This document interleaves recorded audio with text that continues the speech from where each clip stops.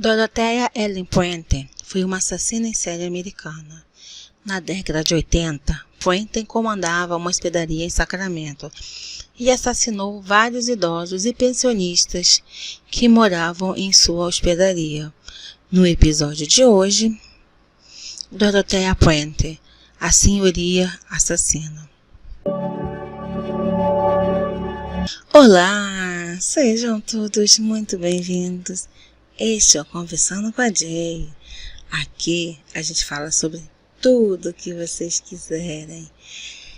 Bem, pessoal, hoje vamos continuar com a nossa saga dos serial killers. E no episódio de hoje eu vou trazer uma serial killer feminina. Dorothea Ellen Puente nasceu em 9 de janeiro de 1929, em São Bernardino County, na Califórnia. Dorothea teve uma infância conturbada, pois seus pais formavam um casal de alcoolistas e violentos. Todos os dias, sem exceção, eles bebiam ao ponto de não conseguir caminhar e nem falar. Dorothea era constantemente abusada sexualmente pelos pais. Quando ela tinha apenas 4 anos, o seu pai faleceu e 2 anos após, com 6, sua mãe também veio a falecer. Ela morou um tempo em orfanato, mas depois foi adotada por parentes que moravam em Fresno, na Califórnia. Em 1946, quando Dorothea tinha apenas 17 anos, ela se casou pela primeira vez com Fred McFall. Só que o casamento não durou muito tempo, pois o seu marido morreu de ataque cardíaco no seu 2º ano de casamento. Desesperada por dinheiro e a fim de se manter, ela começou a emitir cheques sem fundos. Por um tempo, esse esquema deu certo. Só que logo em seguida ela foi detida e condenada a 1 ano de prisão. Em liberdade condicional, ela acabou engravidando de um homem que ela nem sequer sabia o nome. E teve uma menina, mas por dificuldades financeiras, ela entregou a menina em uma instituição de caridade. Aos 23 anos, casou-se pela 2ª vez. O seu marido era um sueco chamado Axel Jonasson. Curiosamente, ele, assim como seu pai, era extremamente violento. Foram 14 anos de espancamentos e injúrias. Com 31 anos, Dorothea foi presa mais uma vez por estar se prostituindo. Permaneceu 90 dias na cadeia, foi solta e depois foi presa novamente, dessa vez por vadiagem. Ficou presa mais 90 dias. Novamente livre, seguiu praticando pequenos golpes. Esses golpes só pararam quando ela começou a trabalhar como auxiliar de enfermagem e cuidar de pacientes com deficiências e idosos.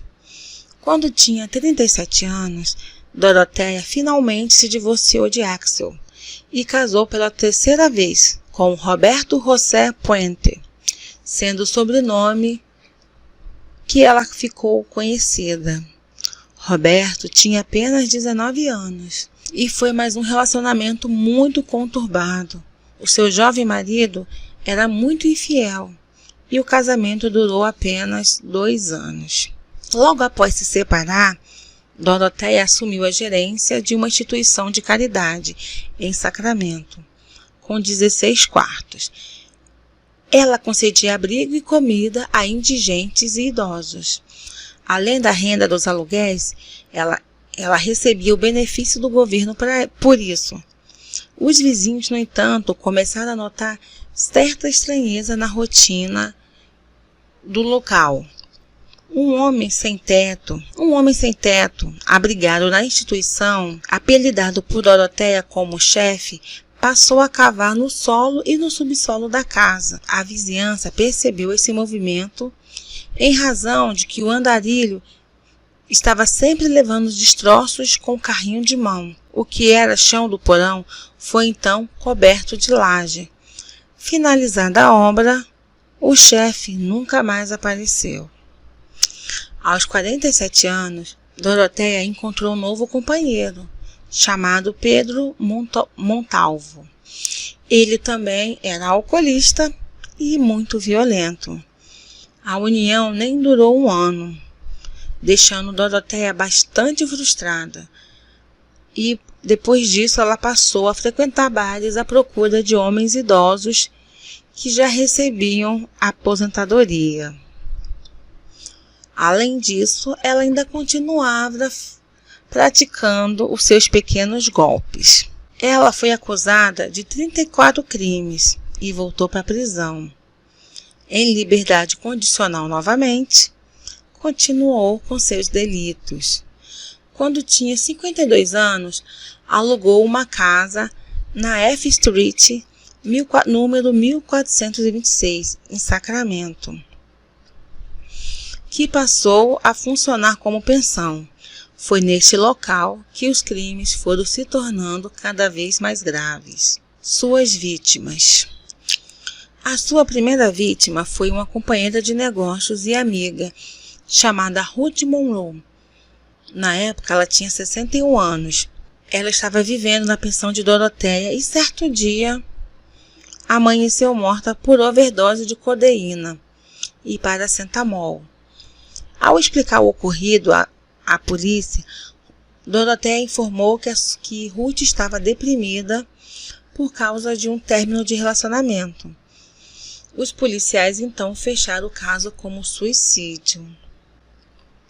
Apesar dos filhos de Ruth nunca terem acreditado nisso e sempre culparem Doroteia por assassinar a sua mãe. Semanas depois do incidente, Doroteia foi condenada por ter drogado com veneno e furtado um paciente de sua própria pensão. Ela ficou 3 anos presa e durante a reclusão trocava cartas de amor com um idoso de 77 anos chamado Everson Gilmore. Quando solta, ele estava esperando em uma caminhonete ao lado de fora da penitenciária. O relacionamento desenvolveu-se de forma rápida e ambos estavam planejando casamento. Mas Everton não sabia que, na verdade, os planos de Doroteia eram outros. Eles abriram uma conta conjunta e passaram a alugar a casa onde Doroteia morava antes de ser presa. O tempo passou. Doroteia contratou um sujeito chamado Ismael Flores para instalar painéis de madeira em sua pensão. O rapaz recebeu de pagamento uma quantia acima do normal e ganhou de presente a caminhonete que pertencia a Everton. Depois, Doroteia contratou novamente para construir uma caixa, que na verdade parecia um caixão. Ela dizia que essa caixa seria para armazenar livros. Depois que a caixa foi finalizada, Doroteia pediu que Flores levasse essa caixa, transportasse a caixa na caminhonete e jogasse perto de um rio. Quando perguntado sobre o que tinha dentro da caixa, Doroteia disse que eram apenas livros velhos. Dias depois, um pescador encontrou a referida caixa e chamou a polícia. Dentro dela não havia nada de livros. Havia o corpo de Everson Gilmore, que já estava em estado de decomposição. Durante o sumiço do Gilmore, Doroteia mandava carta para a família dele dizendo que ele tinha desaparecido por conta de uma doença. A próxima vítima de Doroteia foi Dorothy Miller, uma mulher de 64 anos, que foi vista pela última vez em outubro de 1987. Ela era inquilina de Doroteia quando desapareceu. Leona Carpenter também desapareceu. Leona Carpenter tinha 78 anos quando morreu por uma overdose de drogas. Era inquilina de Doroteia em 1987. Em 1988, Benjamin Fink, de 55 anos, desapareceu. enquanto também era morador da pensão de Doroteia. A próxima vítima foi Betty Palmer, uma inquilina de 78 anos que morava na pensão.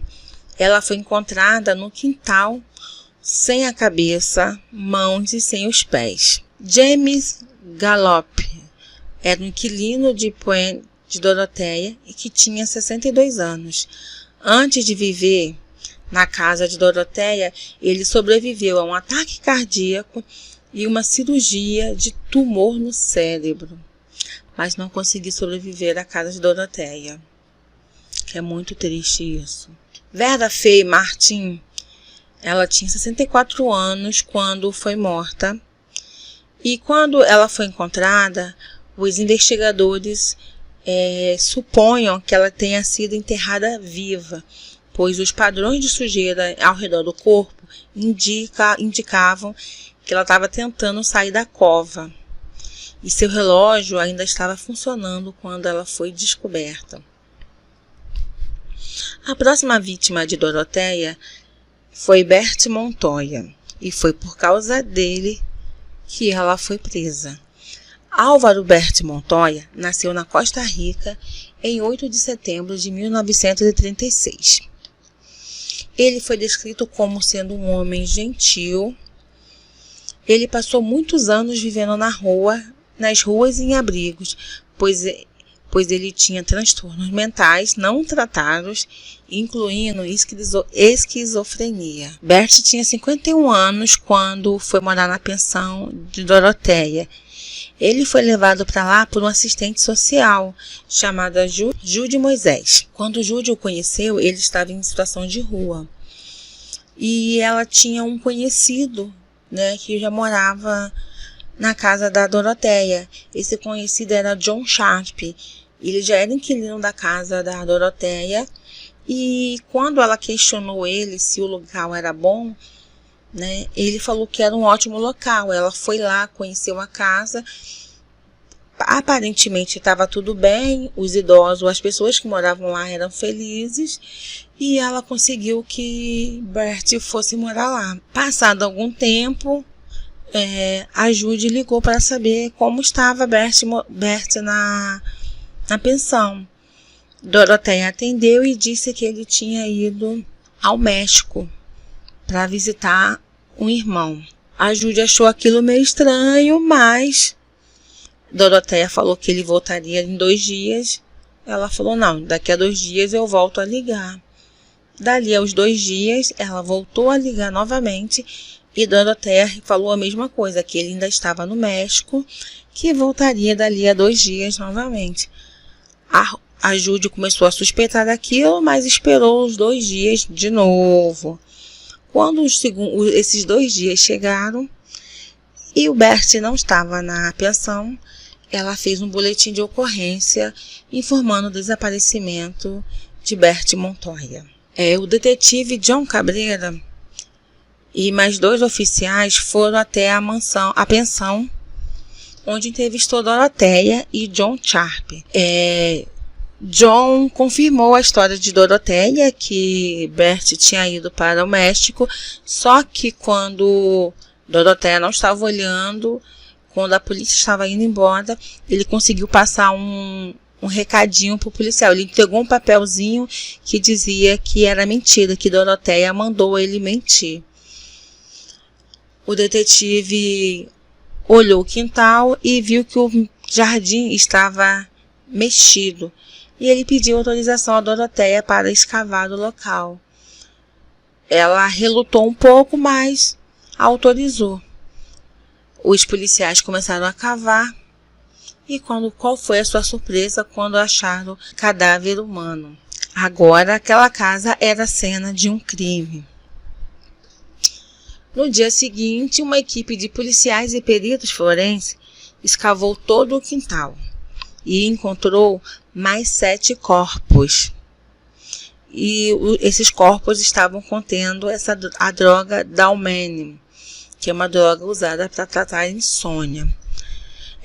Doroteia embrulhava os cadáveres em lençol e forro de plástico antes de arrastá-los e jogar nessas covas rasas no quintal. Doroteia acompanhou todo o procedimento sem esboçar qualquer reação. Mesmo com todas as descobertas no jardim, a polícia deixou a senhora livre, sem algemas, permitindo que ela continuasse a circular normalmente. Ela até pediu para ir a um hotel próximo tomar um café, e a polícia concordou. Só que ao invés de ir para o hotel, ela fugiu. Fugiu para Los Angeles e foi presa alguns dias depois, pois o seu retrato estava em todos os locais, em todos os jornais, só se falavam da senhoria que era uma serial killer. O julgamento.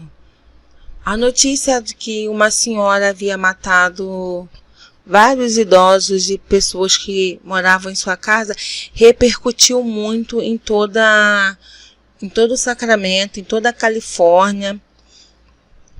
E as pessoas estavam horrorizadas que uma senhora poderia ter cometido uma atrocidade daquelas. A acusação foi representada pelo promotor John O'Mara e tinha mais de 130 testemunhas para prestar depoimento. A tese da acusação consistia em demonstrar que Doroteia matou os inquilinos por pura ganância. Palavras do promotor. Puente assassinou seus inquilinos para furtar seus cheques do governo. Ela queria pessoas sem parentes, sem amigos, sem famílias. Pessoas que, quando se vão, não tem outros chegando por aí e fazendo perguntas.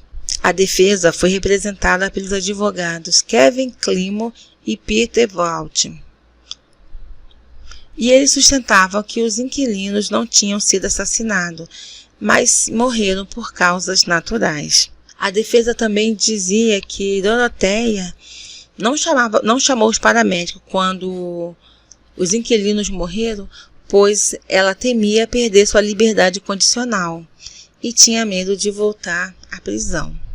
Doroteia foi condenada por 9 assassinatos e sua pena foi de prisão perpétua sem possibilidade de condicional. Ela morreu em março de 2011, aos 82 anos, de causas naturais. É isso, pessoal. Esse é um caso muito triste, né? Como todos os casos de crimes, assim, é uma coisa que você, às vezes, fica pensando, nossa, como uma senhora, né, pode matar as pessoas que ela estava ali para cuidar, para tomar conta. E ela matou vários idosos, várias pessoas que tinham problemas puramente realmente por ganância, por dinheiro. E é uma coisa muito triste, né? Pensar que às vezes as pessoas deixam seus familiares em lares, em pensões, em asilo, às vezes porque tem algumas pessoas que não têm como cuidar, não tem, eu não digo nem condições financeiras, mas às vezes precisam trabalhar, algumas pessoas não têm realmente paciência, não tem o jeito, né? E você confia às vezes, né, em lugares para tomar conta e acontece uma coisa dessa. Claro que no caso da Doroteia, ela preferia inquilinos que não tinham família, né? Que era mais fácil dessas pessoas sumirem sem ninguém sentir falta. Eu espero que vocês tenham gostado desse episódio. Não se esqueçam, gente, de deixar o like, comentar aqui embaixo, compartilhem para quem vocês quiserem. O episódio vai sair no YouTube e também vai sair nas plataformas de áudio. Então, seja no YouTube, seja nas plataformas, não deixem de curtir, tá? Não se esqueçam de curtir, tá? Fique com Deus, um beijo e até a próxima.